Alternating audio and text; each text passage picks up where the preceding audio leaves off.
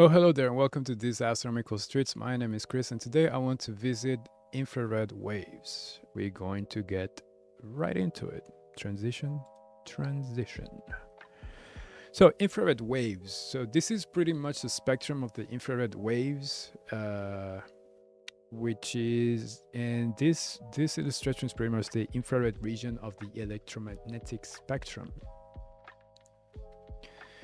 This is the far infrared, middle, and early. I forgot the terms, but anyways, so let's get right into it. What are infrared waves? Infrared waves or infrared light are part of the electromagnetic spectrum. People encounter infrared waves every day. The human eye cannot see it, but human can detect it as heat. A remote control uses light waves just beyond the visible spectrum of light, infrared light waves, to change channels on your TV. This region of the spectrum is divided to near, mid, and far infrared. The region from 8 to 15 microns is referred to by Earth scientists as thermal infrared, since these wavelengths are best for studying the long waves thermal energy radiating from our planet. So this is an illustration of a remote control and an infrared light or infrared camera. Left, a typical television remote control uses infrared energy at wavelength at around 800 nanometers, blah, blah, blah, blah, blah.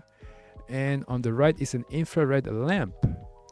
So infrared lamps, heat lamp. Come on, NASA. So this is an infrared lamp that is often used for heating food. Oh, I've seen those.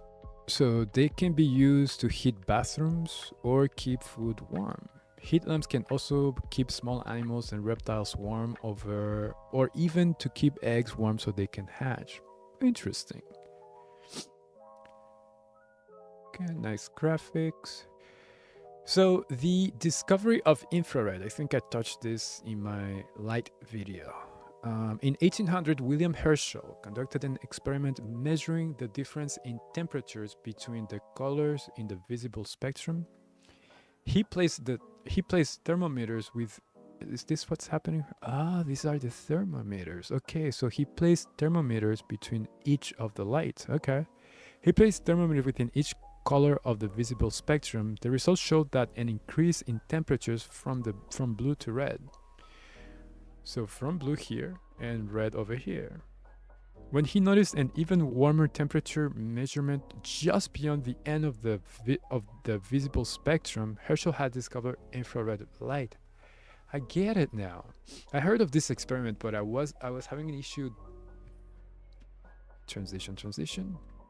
I've heard of this experiment, but I was having a hard time in understanding how he went about to do the experiment. So basically, he took a prism, split the light, the visible light,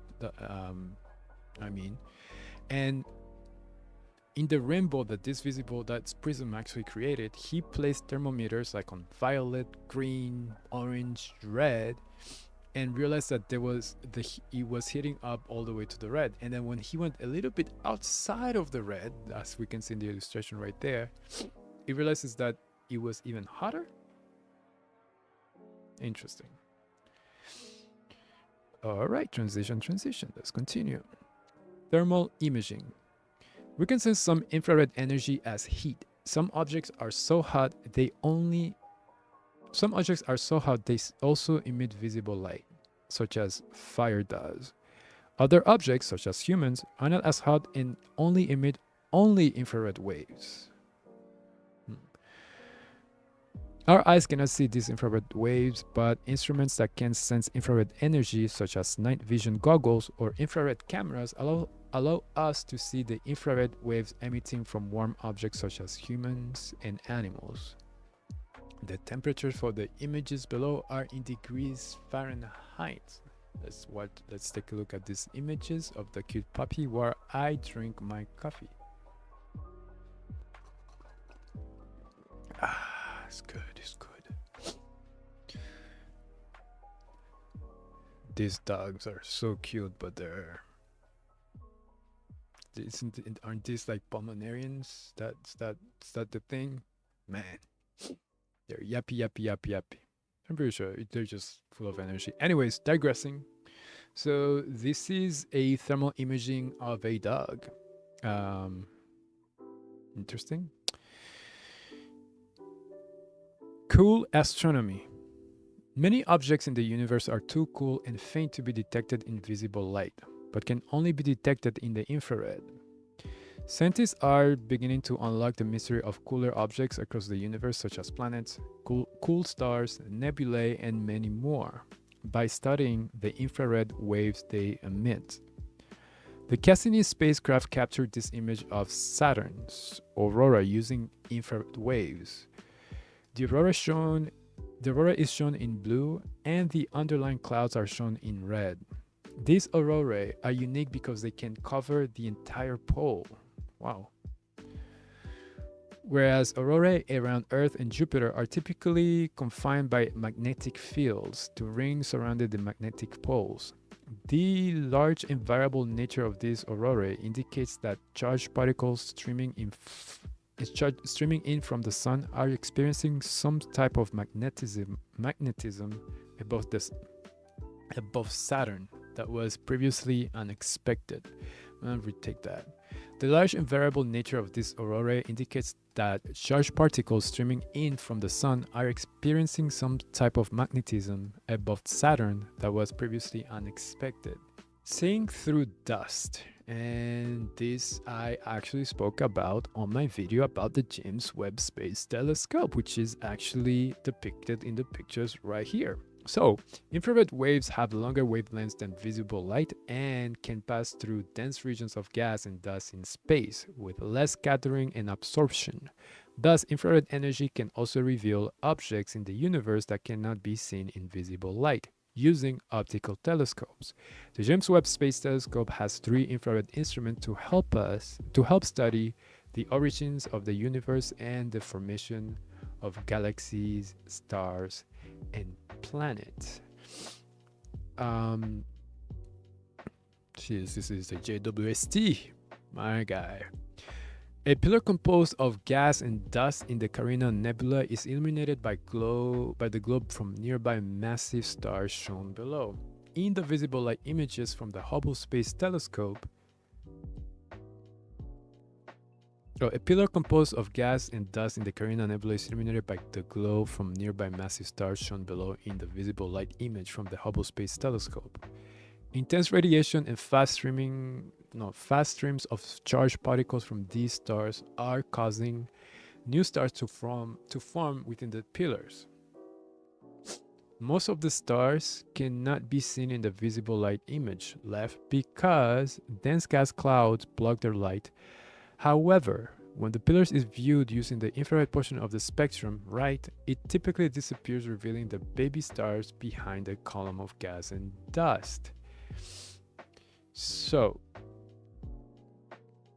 if I am not mistaken, the image on the left was taken with the Hubble Space Telescope and the right with the James Webb Space Telescope, because the James Webb Telescope is specifically an infrared telescope. It has infrared lights placed in it. If you want to know more about it, please go watch my James Webb Space Telescope video. And I want to touch a little bit about this, give my own personal opinion. So here we go. So basically, this is how I to actually understand how infrared waves and infrared light actually works. So the image on the right from the Carina Nebula that we can see here was taken with the with the Hubble Space Telescope. Keep in mind that the Hubble has modules that were added in their last servicing mission. I talk about that in my Hubble Space Telescope video. You can also watch that, where it allowed Hubble to detect bodies in astronomical bodies further away, but it wasn't as detailed because the infrared module wasn't as much quality. It's just like something that they built right away launched it into space, and this mission crew just installed it as a module. On top of that, because Hubble is also orbiting the Earth, which produces heat, and the Hubble Space Telescope itself produces heat, and because we're so close to the sun, because Hubble is really orbiting us like really close, the images are not going to be as clear.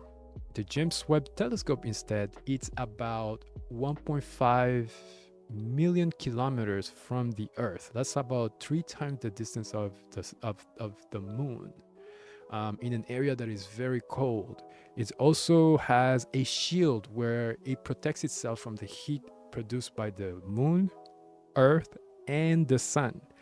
So in itself, the James Webb Telescope is not influenced by any outside heat, and not even the heat produced by itself, and it's able to detect the infrared light without being contaminated with external heat.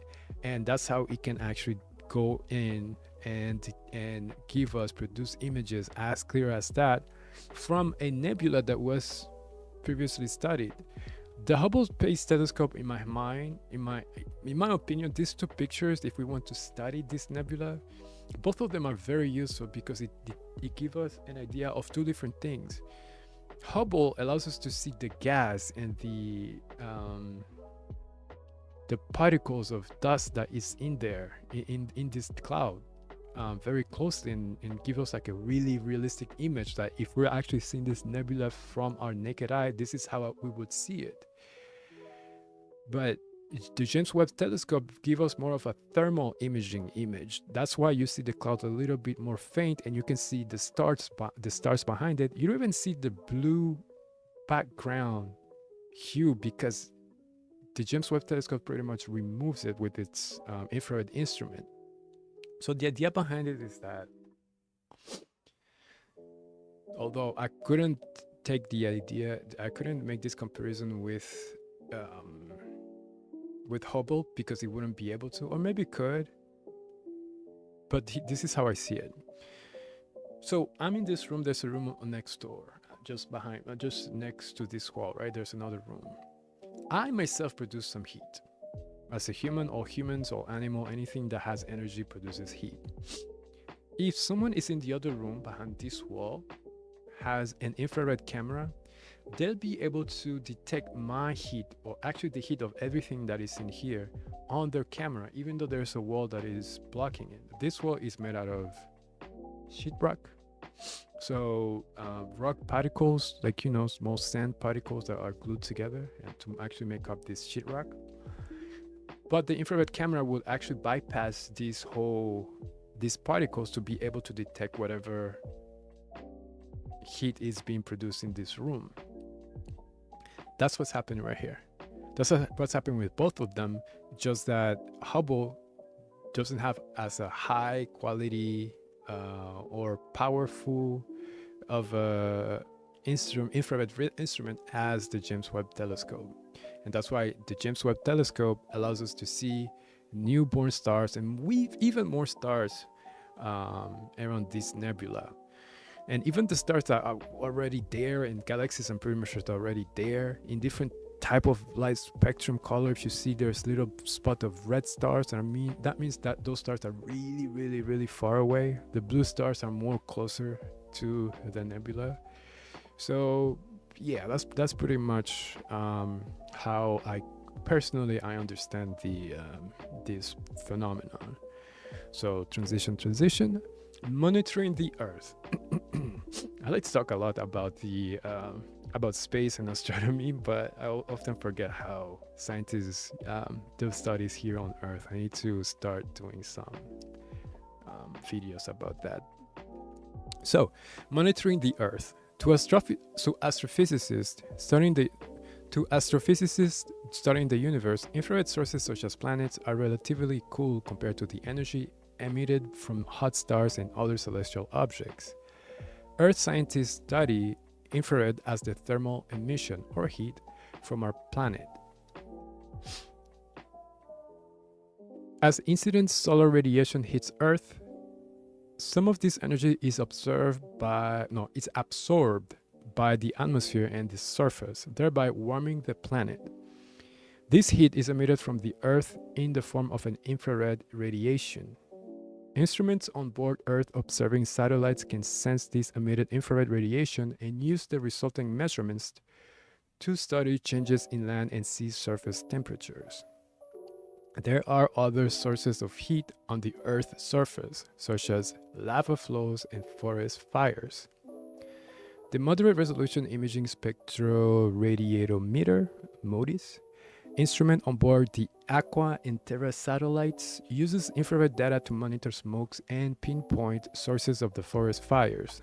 This information can be essential for firefighting efforts when fire reconnaissance planes are unable to fly through the thick smoke. Infrared data can also enable scientists to distinguish flaming fires from still smoldering burned scars. Interesting.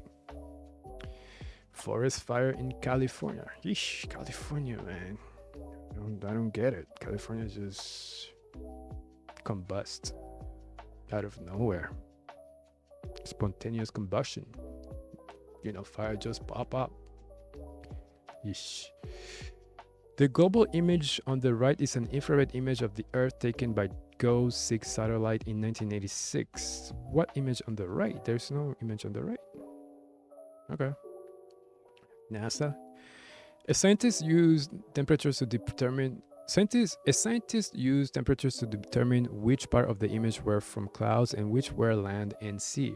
Based on these temperature differences, he colored each separately using 256 colors, giving the image a realistic appearance. Okay. I don't really get too much what's going on here.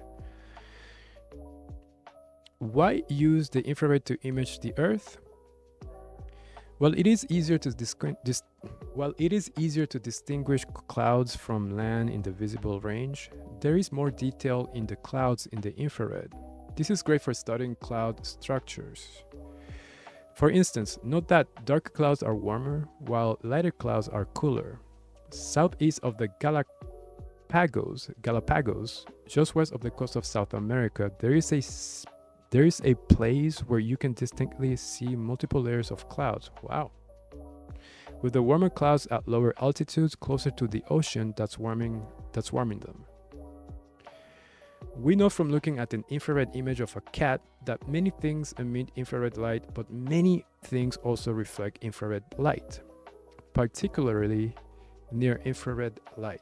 You can learn more about reflected near infrared light radiation. Anyways, I'm going to leave the link to this entire article in the description. But that's pretty much how scientists and astronomers use infrared waves and even visible light in order to study and explore the universe and the distant universe. Like I said, I will leave the link in the description. Thank you very much for watching. Drink water, and I'll see you on the next one. Take care.